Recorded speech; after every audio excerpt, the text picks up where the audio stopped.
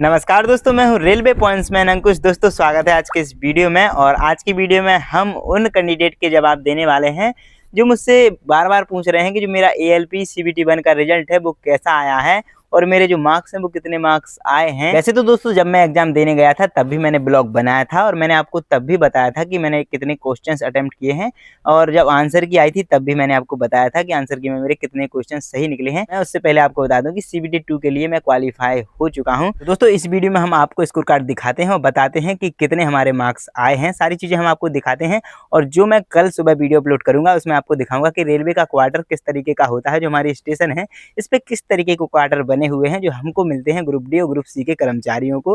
तो सुबह video upload करूंगा और दिखाऊंगा कि उस क्वार्टर में क्या क्या फैसिलिटीज मिलती हैं। चलिए अब देखते हैं हम अपने स्कोर कार्ड को। साथ ही हम बाद में बताएंगे कि जो इसका CBT 2 है उसकी आपको कैसे प्रिपरेशन करनी है और कितने मार्क्स में आपका सिलेक्शन हो जाएगा, आगे मैं कैसे तैयारी कर रहा हूँ, ये सब चीजें बताएंगे। चलिए सबसे पहले देखते हैं अपना स्कोर कार्ड। तो ये स्क्रीन पे आपको जो मेरा स्कोर कार्ड दिख रहा है यही है मेरा स्कोर कार्ड, जहाँ पे रजिस्ट्रेशन नंबर, रोल नंबर और मेरा नाम, डेट ऑफ बर्थ सब कुछ लिखा हुआ है। और जो मेरा एग्जाम है वो 29 नवंबर 2024 को हुआ था।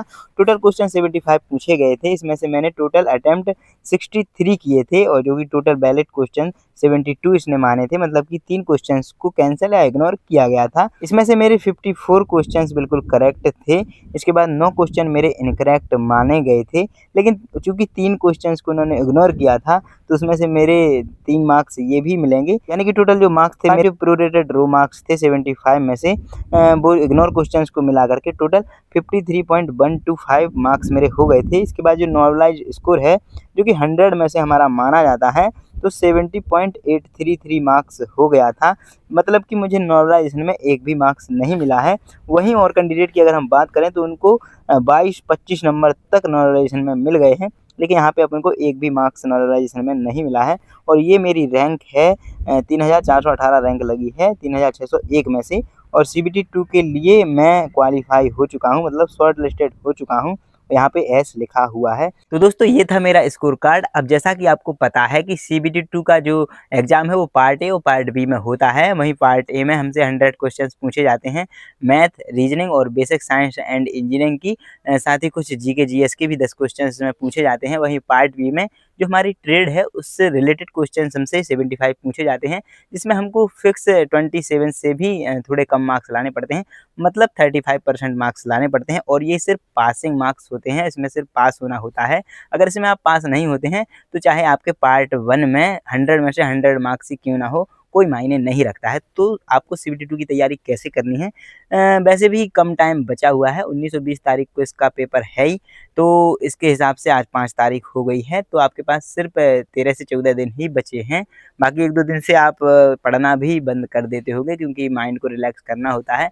इसके लिए आपको जितने भी प्रीवियस ईयर के टेस्ट पेपर आपके पास टेस्ट बुक में डले हैं तो ट्रेड के बहुत ज़्यादा आपको सॉल्व करने हैं। बाकी आप पहले से पढ़ तो रहे ही होंगे, और आपको ज़्यादा से ज़्यादा अगर प्रैक्टिस और भी करनी है तो कोई प्रीवियस ईयर की बुक ले सकते हैं, जैसे कि यूथ कंपटीशन की आती है, क्रेन पब्लिकेशन की आती है। जितनी भी ये प्रीवियस ईयर की बुक्स आती हैं उसमें से आप कोई एक बुक ले सकते हैं। और जितने भी रेलवे ने अभी तक पूछे हैं ALP में या फिर JEE में जो क्वेश्चन पूछे हैं ट्रेड से रिलेटेड, आप अपने ट्रेड से रिलेटेड उन क्वेश्चन को सॉल्व कर सकते हैं, क्योंकि 13 दिन में बहुत से ज़्यादा क्वेश्चन आप सॉल्व करेंगे, क्योंकि इसमें पास होना बहुत जरूरी है।